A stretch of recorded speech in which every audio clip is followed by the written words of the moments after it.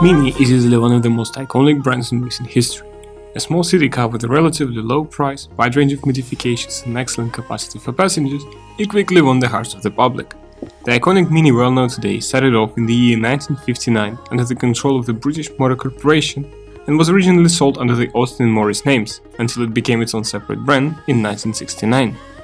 And as cute as it looked, it won the Monte Carlo Rally 3 times after that, which, you can imagine, many of the competitors were not so happy with. Then, in the year 1994, the BMW Group acquired Rover, to which MINI belonged, and sold most of it in the year 2000, yet retained the rights of the MINI name. And slowly, more models of the MINI started popping up, including the rather fast John Cooper Works, and as demand increased, the larger and family-friendly Clubman, the MINI hatchback version of the beloved car family. And this big brother to all MINIs is what we'll be having a look at today.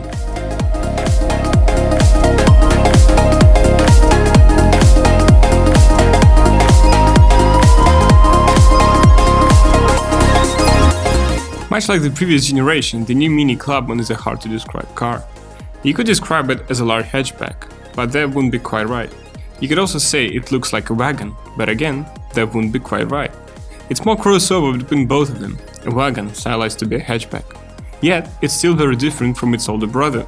The addition of fancy and probably more advanced LED light, a much smoother and rounded body with flowing lines, a beautiful yet aggressive looking front grille, and the addition of shiny chrome parts here and there makes the MINI look the part in a car market that has focused on making cars look just damn cool. It keeps the scissor door trunk from its predecessor, but they look much more elegant and refined. The small so-called passenger doors are gone and have been replaced with the proper doors, large enough for a normal human being to fit through. It's safe to say that compared to the older model, the new MINI Clubman has evolved and looks much more modern. Yet, it still looks like a MINI. The rounded headlamps, rounded mirrors, and the general rounded bubbleness that makes a MINI so different and unique are still present. And don't be fooled by the fact it's a MINI. This thing is big. In fact, it's the biggest car the company has ever produced.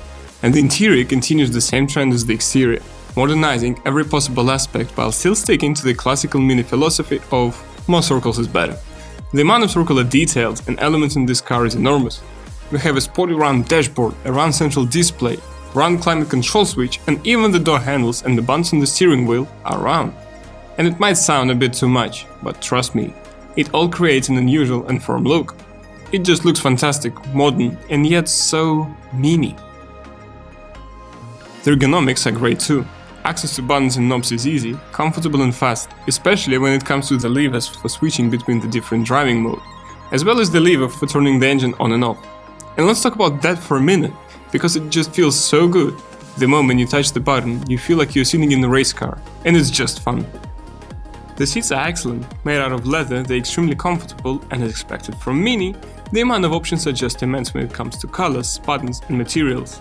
Not only for the seats, but for the entire car. It's just astounding. And I have to mention the quality, or rather the immense amount of it. Everything in this car is just quality. Every knob, door handle, buttons, seats, steering wheel, armrest, consoles, everything quality. Now, let's take it for a drive.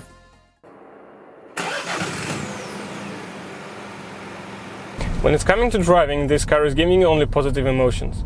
In fact, MINI is describing this model as a car which gives you go-kart feelings.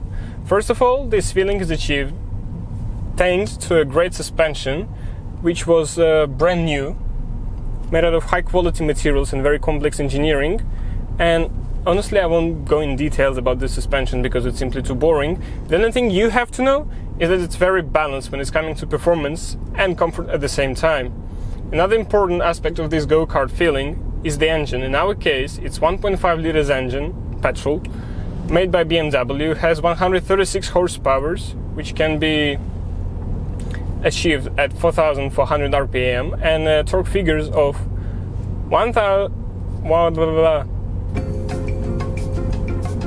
220 Newton meters, which can be achieved at 1,250 RPM, or even 230 Newton meters if you use overboost. So that's really nice. The steering system in our car is electromechanical with servotronic function, meaning that the tightness and the heaviness of the steering wheel will vary with the speed and mode which you're using. And in our case, we have 3 different modes: 3, which can be selected through a tiny rotary switch beneath the gear knob, and those modes are called Mid, Green and Sport. Green is obviously designed for people who want to save fuel and prolong their journey as much as they can. Mid would be something in between Sport and Green, so it would be fuel efficient, but this car wouldn't be very soft, wouldn't be so relaxing to drive. It would be more of a balanced small terrier trying to jump on you.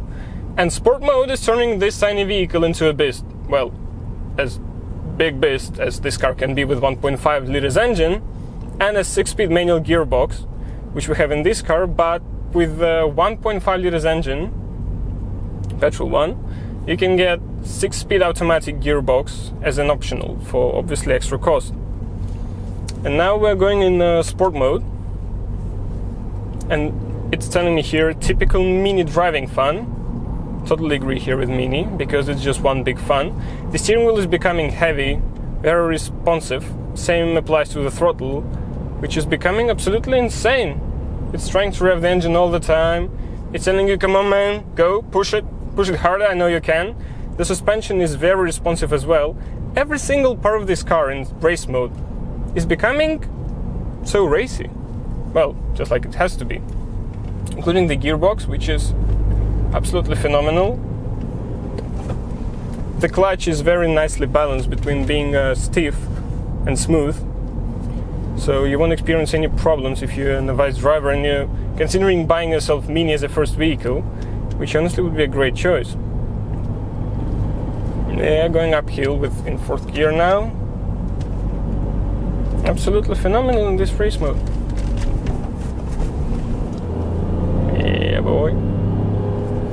So far I'm experiencing only pleasure. And another thing to notice here is the quality of the materials, because there is a massive difference when you're looking at the car being in showroom with nice lighting, with being very clean, with no millage on it whatsoever, and a completely different picture is appearing when you're driving a vehicle, especially somewhere as we are now in the mountains, because the engine is working on high revs, the gearbox you're changing all the time, possibly there is music playing and some things floating in the boot, and the quality of the materials is absolutely mind-blowing, because everything is high quality, everything is soft, everything is very stylish, yet it's not losing its performance. It's still very usable in daily life. And what is even more surprising is the sound isolation, which for this class is probably the best I've ever seen. Just listen for a second.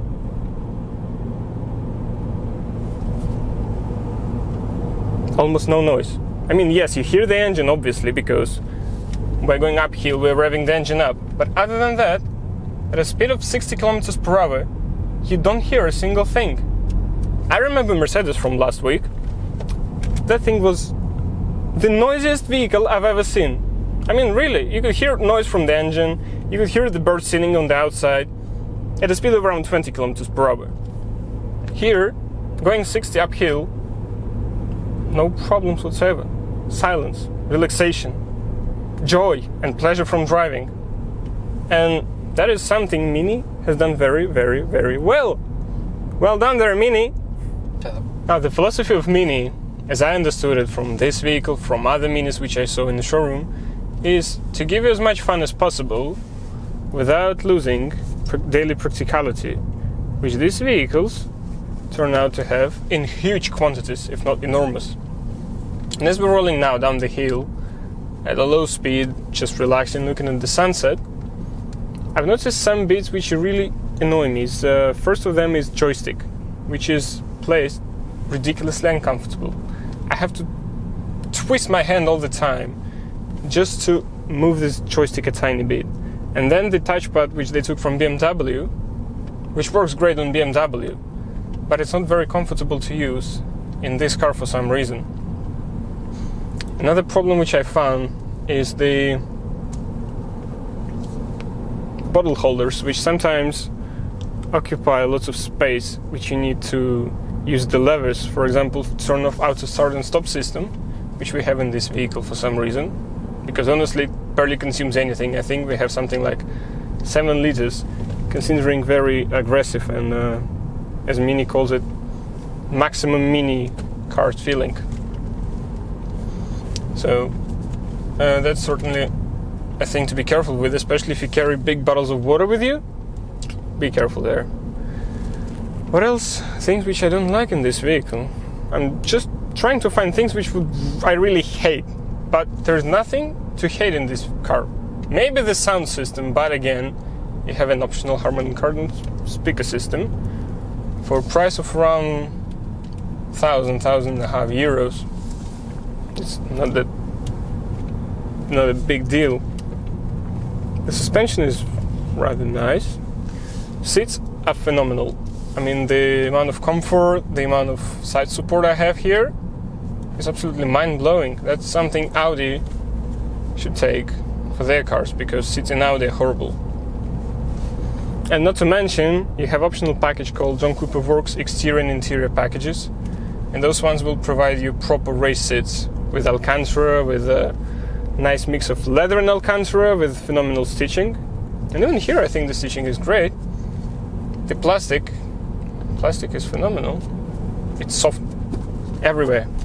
On the dashboard, on the door panels, even at the bottom of the door panels, it's still soft. So I cannot complain.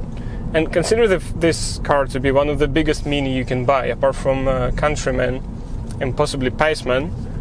But those ones would be considered to be an SUVs. So we obviously don't link this vehicle to those anyhow. And still, you call this big because you can fit lots of stuff in there for a compact class. I mean, we have our gear equipment in there. I've managed to put a longboard in there yesterday. And I'm pretty sure if you fold the back seats, you'll have enough space to put in bicycle or something like that.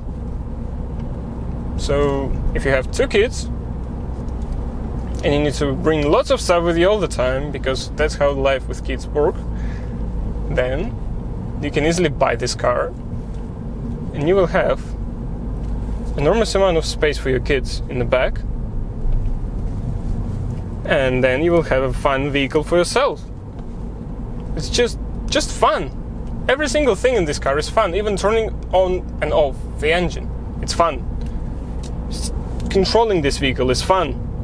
Switching between green, mid, whatever mode, it's fun. What is not funny though is the adaptation of menu from BMW. Because with the graphics from BMW, with menus and sub-menus from BMW, it was fine. But with Mini, they've added some stuff by themselves. And on some occasions, that menu is simply confusing you instead of giving you clear understanding of what's going on and what you can do and which options to select and which options to turn on and off. I guess it's just a matter of getting used to new stuff. But as for me, I didn't find it useful at all. What I found useful though is that when you go in reverse, the right mirror is slowly going down to give you a better view of the bottom of your vehicle, so you won't scratch anything, you won't tumble upon something, and you will have a better view and understanding of what's going on behind your vehicle. Along with parking sensors, which are projected onto this screen here, which I would consider to be rather big and very informative. And not to mention that even with the direct sunlight into the screen, it's still very readable, very pleasant. You have a very nice LED kind of trimming around it, and that LED is always changing its color. That's nice, especially if you have ambient light, which I think now is coming as a standard. So hooray, you can set up your own atmosphere in your very own Mini. And that is just one big pleasure. I really have nothing to say about this vehicle. I was trying to find some negative sides, but every time I was trying to find something negative, I was encountering 5 more positive things. It's just one hell of a positive vehicle. That's everything I have to say. Really. It's just too damn good. It's just too damn good. Too damn good to be negative.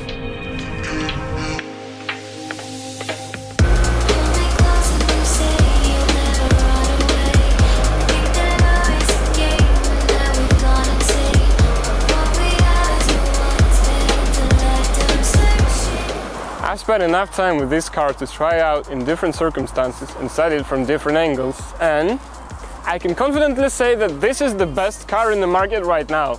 Let me explain you why. It has premium materials, extraordinary design and fantastic engineering, and what's more important, it makes you smile every day you use this car. And that's something that most of the companies don't give you nowadays. However, there is a bottom side, and it's the price. And price for this version, which is not the fullest one, it's close to the middle, is 32,000 euros. It sounds like a lot of money because it is a lot of money. But then you think about it, which car can give you a lot of positiveness while driving, give you great practicality, an extraordinary design for 32,000 euros? Not many. So I would certainly recommend you this car. Even though it's expensive, it's not the biggest out there in the market, and it might look strange for some people. But then again, don't forget, life is too short to drive boring cars. Thank you very much for watching, take care, and I'll see you in the next video.